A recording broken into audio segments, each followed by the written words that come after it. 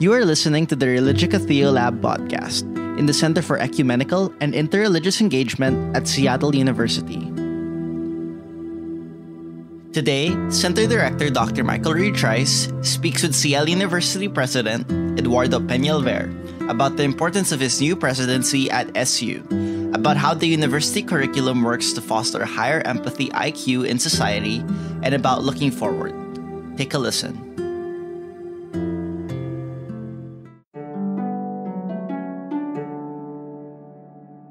You know, the listener should know you're the first new president at Seattle University in 24 years. You're the first lay president in a 130-year history of the university, and you're the first person of color to serve as president of this university. And these evolutions at the university are not accidental to the future of university life in the U.S. or to the role this university can play in the heart of an active, civically minded region. How is your leadership at SU today? In any way you'd like to answer, demonstrative of where the university needs to be headed in the city, in the country, and in the world. Thinking about the mission of the university and the mission of the Society of Jesus as one of engagement with the world, I think there are some advantages to lay leadership in carrying that out in the environment we find ourselves in here at Seattle University. And I see, my role in that regard as kind of translational. And it may be that a lay person has some perspectives to offer on that. I think we could talk about some of the same changing demographics, right? Higher education is much more diverse today than it was 30 years ago when I entered college at all levels. The student body is dramatically more diverse. This is true at every kind of institution, it's less true, I would say, in the more senior ranks of university administration and faculty life. So having a person of color in the role of president, I think, is in that respect forward-looking and I think something that is in keeping with Seattle University's identity as a place that's forward-looking and progressive. So, I think it's the case that some of the life experiences I've had as a person of color and as an academic who happens to be a person of color will have an impact on how I evaluate things and make decisions as a president as well. There's a lot of reasons to, as you're describing, to be the kind of president that's necessary for the moment. And maybe, we could say a word about that moment in terms of the societal divisions, the testing of our social contract within our sense of democracy. You might express that differently, but how are we preparing students to meet that divisive world? And what do you say to parents or students themselves or faculty and others about our approach today that's so essential? I think it's a really challenging task, to prepare students for this really polarized, divisive society that that increasingly they're going to be entering into after they leave the university. And I think we have to walk a line between two goals that can pull in different directions to some extent. I mean, one is the imperative to create a climate for our students that is creates a sense of belonging and for all of students from all backgrounds, especially backgrounds that were historically underrepresented in higher education or marginalized in higher education. That requires one set of actions and approaches, and then at the same time helping them develop the skills to engage with people in the broader society who are going to have vastly different approaches and perspectives. And I think to be able to do that effectively, you have to be able to understand those perspectives, whether even the ones that we really strongly disagree with, and to some extent empathize, because I think you can't really have dialogue unless there's empathy or some shared sense of our common humanity. And so I think that requires to some extent engagement and exposure with viewpoints that are not, the viewpoints that institutionally that we agree with. So I think those two things pull in different directions. And, as coming out of a law school environment, it was we had a strong kind of sense that we, in the law school world, that it's the legal profession it's a discursive profession. It's an argumentative profession. And so that provides a kind of touch point for thinking about these issues. We want to create an inclusive, welcoming environment for our students. We need to teach them skills of persuasion and argumentation. And so that requires exposing them to a whole range of views and arguments that they may find objectionable, but it's an important part of the professional training. I kind of think that same logic, which is very natural within the law school world, applies to a liberal education generally, that we need to find room for productive disagreement and on campus as part of the educational mission, preparing students to go out into a world where not everyone agrees. Maybe just another moment on this question of raising the kind of empathy IQ. And there's a lot of scholarship right now about empathy exhaustion that's out there. But, here we are in a university where we pride ourselves on a form of discernment, I think directly as you just described, a kind of empathy, discursive way of approaching knowledge and a deeper understanding and awareness of those around us. Discernment, Ignatian discernment. What do we do in those places where we recognize that we're balkanized, we don't agree, and maybe even the starting points in culture or society right now are places where we're not able to form agreement? It's tough. How do you approach that as a lawyer, as a professor, as a president of a university? What are your thoughts on that? I think it is one of the great challenges we face as educational institutions right now. It's very easy in the current climate to seek out the perspectives that are comfortable and to be pretty dismissive of the people you disagree with. I find myself falling into that all the time. One way to push yourself is to read things, kind of seek out things that you don't expect to agree with. So I try to do that with my especially my news reading. It's interesting, a lot of stuff is not, what I find is when you kind of venture across the media landscape, we often talk about kind of losing a shared sense of facts. I think that there's some truth to that, but what I find really more interesting, it's not that the things that are being reported in this or that outlet are not factual. It's really more what people choose to report on or choose to ignore. So it's more the agenda setting function and like what people find important and interesting and what they choose to not think or talk about. It's the stories that aren't present on Fox News that are as interesting as what it is they're reporting. But they're often not, when they're reporting, they're not misrepresenting facts. It's just they're emphasizing a certain line of reporting that has a valence to it. But the facts remain to a certain extent common. I think that's an interesting thing about our current environment. Now, there are parts of the media landscape where there is just misrepresentation and misinformation, but it's kind of easier to think about what to do with that. I think it's harder to think about what to do with just, people who don't want to engage with certain facts that are inconvenient to their personal perspective. And I think that's true across that's something that you see across the political landscape. And the fragmentation of the media environment today makes it easy to stay isolated from uncomfortable conversations. So pushing yourself outside that comfort zone, I think, is a helpful exercise. And again, I think that's easy for me to say as a university president. I think it's harder to know what to do. How do we foster that, on campus, and how do we encourage people to be adventurous and uncomfortable while we're trying to make them comfortable?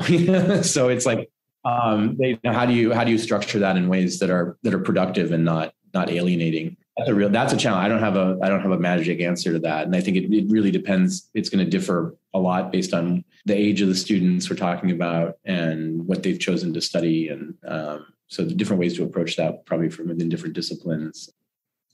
Well, and I wonder, as you're looking at the curriculum, I want to ask you about that, because understand as you've come into kind of the reigniting campaign, really rethinking our curriculum in a way that includes greater inclusion, that in many ways doubles down on the kind of empathy that's essential, to the future. And there may be something countercultural to, at SU, the emphasis on the whole person in a culture of inclusion. I mean, what we're asking people to do perhaps is to not live in a state of partiality, like get an understanding of the people and the events around you and be okay with being not just uncomfortable, but perhaps wrong, and that being wrong and failing forward is also okay. Is there something in particular about the curriculum meeting the challenges, even just some that we've talked about, that you've said, this is for me as the president, the inspired idea or set of ideas? These are the things that matter to me in this curriculum in terms of facing these challenges, and that place us on a footing where, the public good and the commons is always before us. Where's your wonder and hope around that? Or if I may say, even what keeps you up at night, what's the thing that you say, this matters most to me in this curriculum? It's a great question. There are, I don't know if this is responsive or not. I think there are two things, one that I think is exciting, and the other one, and maybe the one that keeps me up at night, which is a challenge, but I think it's one that I hope that we can grapple with. I think the thing that's exciting to me is to think about the interconnection between these three challenges. So we talk about the challenge of widening economic inequality, racial inequity, climate change and sustainability, and accelerating really technological change, and all the attendant impacts on opportunity and on social trust and democracy. And these things, are just kind of, there are all these connections between them, and getting a sense of that, the interconnected nature of those challenges, I think, is an opportunity for our curriculum, and it's furthered by, I think, the emphasis that we've put in the process on interdisciplinary engagement with those challenges. And my hope is that the conversations that come out of this process will lead our curriculum to have this sort of fractal quality, where you have these three challenges that are operating, at the level of the shared curriculum that our students will all experience. But then those challenges come to play a role within the different majors, within individual courses. So you get this kind of self-similarity that replicates itself at different scales within the curriculum because of those generative conversations that we had about the shared curriculum. So that's kind of an exciting thing about thinking through the curriculum at this level of ambition at this time. That I think the challenge, the thing that keeps me up at night, is just not wanting to just replicate how this is done everywhere. That we add something different as a Jesuit and Catholic institution that is committed to an identity as a university that's progressive and innovative, that's committed to social justice in a distinctively Jesuit way. That this looks different here when we talk about economic inequality and racial equity here. To go back to your point about empathy, we ought to reach different endpoints, because we're approaching this as a Jesuit and Catholic institution with different inputs as well. So it should be countercultural a little bit, but in a good way, and again in ways that cut across some of the polarizing nature of the present moment. One of the insights of Ignatian spirituality, one of the sort of the starting points of the spiritual exercises, right, is coming to recognize that we are all sinners and yet loved by God. Like, if that's our starting point, then what does a conversation about racial equity look like? We talked about the space for recognizing where we're wrong. And if we want people to feel like they can take that step, right, we also then need to respond to that recognition with empathy and with love. That sense of like, we're all on a journey here, I think is central to Jesuit spirituality. And so that should inform how we think and talk about these things on a campus like Seattle University. Maybe we could talk a little more about this sense of the fractal quality, as you noted it, in terms of the challenges we're facing, and the challenges those have to the commons, our sense of forum, and to the kind of societal disequilibriums we see today. Perhaps discernment is also about, and at the heart of interdisciplinary studies, be that in law or engineering, philosophy or religion or business, that wisdom arrives also in fractal form. Like, we need interdisciplinary studies because how we understand those shared commons, how we understand justice, how we understand a kind of deeper abiding wisdom, even unity itself, perhaps, requires multiple disciplines to respond to those challenges. And maybe that is fractal, but thank God for the commons, right? Because that provides an opportunity to hear one another also in a university. And ultimately, maybe it comes down to how we see ourselves in the world and how we, love and care for our neighbor, whoever they may be, and that all these disciplines are trying to get at that in one form or another by providing opportunity, by providing a deeper lens, by correcting societal discrepancies and injustices. What are your thoughts on that? One of the values that universities generally bring to our society is, or ought to be, I don't know that we always achieve this, but is the possibility for engagement across a whole range of kinds of diversity, of intellectual endeavor, of interest, of identity. Universities are the most diverse communities in our society, certainly the most diverse residential communities, even just narrowly looking at categories of identity. But then if you add to that all the diversity of intellectual interest and endeavor that's going on in the university community, then the richness of the conversations that can happen on campus are going to just be orders of magnitude greater than what's possible in other settings, if we structure those conversations appropriately so that people feel empowered to express themselves, to make themselves heard, but then also, feel enough confidence to listen. And then hopefully that can contribute to the way those conversations can happen, in the broader community. And like I said, I don't know that we're always getting this right. And, there's been a lot of attention on places where universities have fallen short in that regard in recent years. But I do think there's the possibility, right, of, there's an imperative for universities to get that right just by virtue of the nature of the communities we are. There's also just the possibility of, when it goes right, it being generative in ways that wouldn't be possible in other kinds of communities. You have this other part of your professional aptitude I just want to ask you about in terms of the axis of law and religion. And we learn a lot from one another in this time, but we also experience a time where religion is used as a foil for a lot of aggression. See the rise of populist groups, for instance, who are using religion in one form or another to justify their own ends. What's the challenge in how religion is used publicly that concerns you the most? What's the one that you're thinking about? Well, it's interesting to see how the conversation about I'll just say religious freedom, because that's the way that this tends to get discussed these days. But that conversation has shifted over time. So when I was in law school, the way that religious freedom was discussed was typically in terms of small religious minorities and their ability to exercise their religion when it came into conflict with majority decision making. So, the leading case at the time was a case called Employment Division versus Smith, which involved someone who had lost a job, and because of his use of peyote ceremonially, and constitutional doctrine made it very challenging for minority religious groups to prevail in those kinds of claims, and then that led to the enactment of a bunch of state laws and a federal law that tried to create a more permissive test, that would allow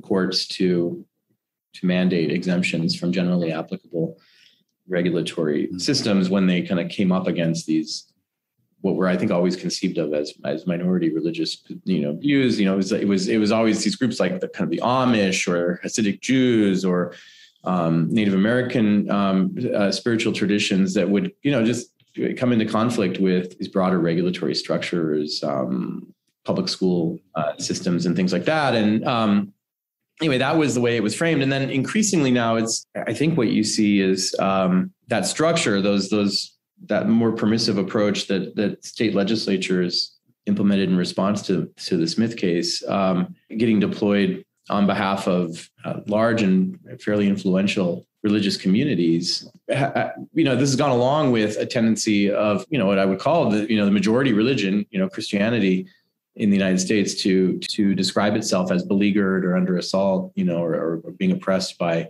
a kind of secular outlook that's prevailing in the wider society. So this tendency to sort of Christians to see themselves as an oppressed minority within the United States. And then so deploying these doctrines to try to avoid complying with broadly applicable regulations, like in the case of same-sex couples, anti-discrimination laws, or in the case of contraception, the contraception mandate in the Affordable Care Act. And the conservative position has shifted now on the court, to a real sympathy for religious minorities, but now recast as a Christian. The court has been very reluctant to really probe the sincerity of religious beliefs. So people say they believe something, the court, there are limits to this, but they by and large don't want to probe the sincerity of what people say they believe. Courts also don't enforce orthodoxy within a religious perspective. So if there's a famous case involving a Jehovah's Witness who claimed to, that being a Jehovah's Witness meant that he couldn't work in a factory producing armaments. This was disputed by others within that religious community who said, no, that would be okay. They're not allowed to participate in the military, but they could work in a factory, a civilian factory producing armaments. The courts just said, we don't assess the orthodoxy of the view. If someone says, this is my view, right, then we accept that that's a sincerely held religious view. And even if it's not the one mandated by their faith, we're not going to adjudicate that. You see some of this coming out in response to Catholics claiming an exemption, religious exemption from the vaccine mandates, even though authorities within the Catholic Church have said you should take the vaccine. So you combine those two things with a really permissive test that doesn't put a thumb on the scale against religious exemptions, and you have the makings for some real difficulty enforcing any generally applicable norm. And then you add to that also the fact that in the Hobby Lobby case, the court said that corporations can express a religious point of view. And now all of a sudden, it's just very hard to reach a shared sense of what democratic government can do.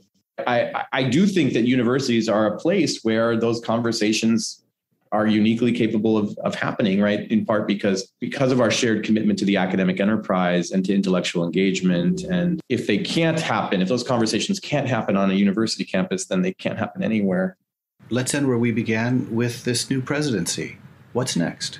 And what are you looking forward to?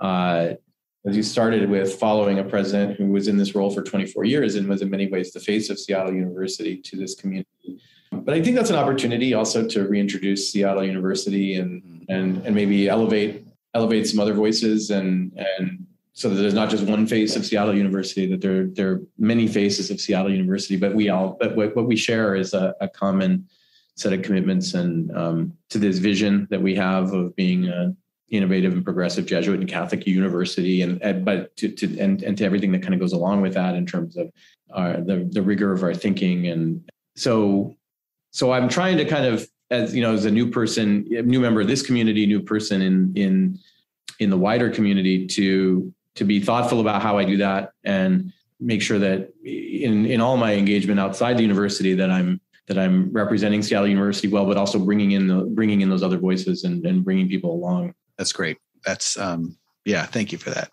And thanks for joining this conversation. No, it's thanks for inviting me. It's great to be here. I'm so excited to be at Seattle University, and I feel like I'm learning things every day, which is what I like to be doing. It's just a great community, a tremendous amount to offer. And so I feel really privileged to be in a position to guide us forward. You've been listening to the Religica Theolab podcast in the Center for Ecumenical and Interreligious Engagement at Seattle University. To learn more about the center's work and for resources to be used in local communities, visit us at seattleu.edu/thecenter.